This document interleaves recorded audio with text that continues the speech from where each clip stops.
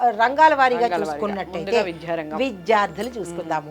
అయితే వీళ్ళకి జనవరి నుంచి మే వరకు, జనవరి, ఫిబ్రవరి, మార్చ్, ఏప్రిల్, మే కాన్సన్ట్రేషన్ తగ్గుతుంది. అయ్యో, అసలు ఉండాల్సిన టైమే అది.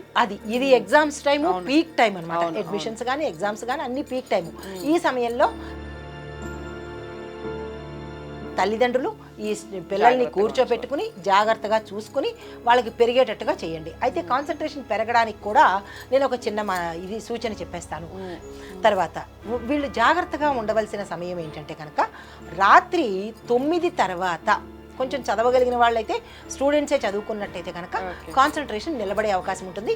ప్రతి దాంట్లోనూ సక్సెస్ అయ్యే అవకాశం ఉంటుంది. మే తర్వాత నుంచి గురు లగ్నంలోకి వచ్చేస్తున్నాడు కాబట్టి ఏ చదువులు చదవాలంటే సివిల్సు, గ్రూప్సు, లా అంటే న్యాయశాస్త్రము, కంప్యూటర్ సైన్సు, ఈ 4 చదువుతున్న వాళ్ళకి అత్యద్భుతమైన ఫలితాలు ఇస్తాడు. మే తర్వాత నుంచి గురు లగ్నంలోకి వస్తున్నాడు కాబట్టి. అయితే విదేశీ చదువుకోవడానికి కానీ, అక్కడికి వెళ్ళి చదువుకోవాలన్నా వీసా ట్రాన్సాక్షన్స్ కానీ వాటికి కూడా మే నెలలోనే వీళ్ళు అప్లై చేసుకుంటే వెంటనే శాంక్షన్ అయిపోయే అవకాశం కనబడుతోంది. అంతవరకు నేను చదవలేనేమో అనుకున్న వాళ్ళకి ఆల్ ఆఫ్ సడన్ గా కాన్ఫిడెన్స్ పెరుగుతుంది. నేను చదవగలను, నేను రాయగలను అన్నట్టుగా కావాల్సింది అది అనమాట. అది కేతు వల్ల. వీళ్ళు ఏం చేయాలి? కేతువుకి గ్రాటిట్యూడ్ చెప్పాలి.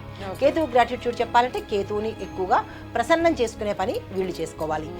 తర్వాత వీళ్ళు జాగ్రత్తగా ఉండవలసిన సమయం ఏంటంటే కనుక రాత్రి 9 తర్వాత